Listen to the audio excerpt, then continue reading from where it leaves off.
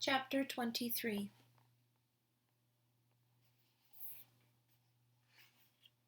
"Exceedingly made well," said the man who was running a warm cloth over Edward's face. "A work of art, I would say. A surprisingly, unbelievably dirty work of art, but none the less. Uh, and dirt can be dealt with, just as your broken head has been dealt with." Edward looked into the man's eyes. "Ah, there you are," the man said. "I can see that you are listening now. Your head was broken. I fixed it. I brought you back from the world of the dead." "My heart," thought Edward. "My heart is broken."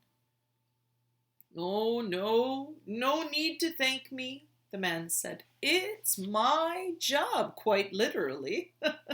Allow me to introduce myself. I am Lucius Clark, doll mender. Your head, may I tell you, will it upset you? Well, I always say the truth must be met head on. No pun intended.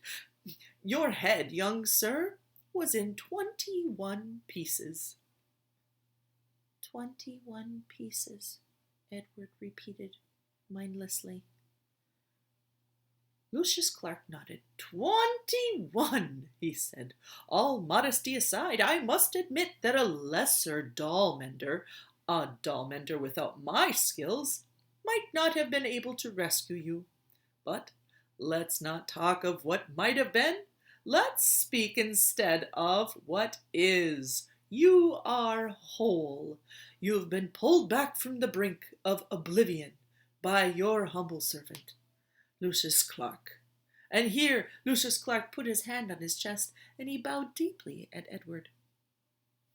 This was quite a speech to wake up to, and Edward lay on his back, trying to absorb it. He was at a wooden table. He was in a room with sunshine pouring in from the high windows. His head apparently had been in 21 pieces, and was now put back together in one. He was not wearing a red suit. In fact, he had no clothes at all. He was naked again, and he did not have wings. And then he remembered Bryce, the diner, Neil swinging him through the air. Bryce. "You are wondering, perhaps, about your young friend," said Lucius. "The one with the continually runny nose, yes? He brought you here, weeping, begging for my assistance. 'Put him back together,' he said. 'Put him back together.' I told him, I said, 'Young sir, I am a businessman.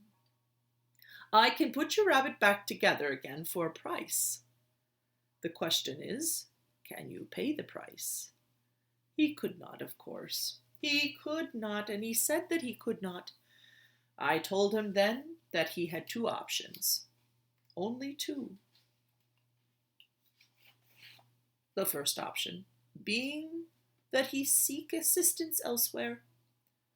Option 2 was that I would fix you and do the very best of my considerable abilities, and then you would become mine. Yes, no longer his, but mine." Here Lucius fell silent. He nodded, agreeing with himself. "Options, two options only," he said. "And your friend chose option 2. He gave you up so that you could be healed. Extraordinarily, really." Bryce, thought Edward. Lucius Clark clapped his hands together. "But no worries, my friend, no worries. I fully intend to keep up my end of the bargain. I will restore you to what I perceive to be your former glory.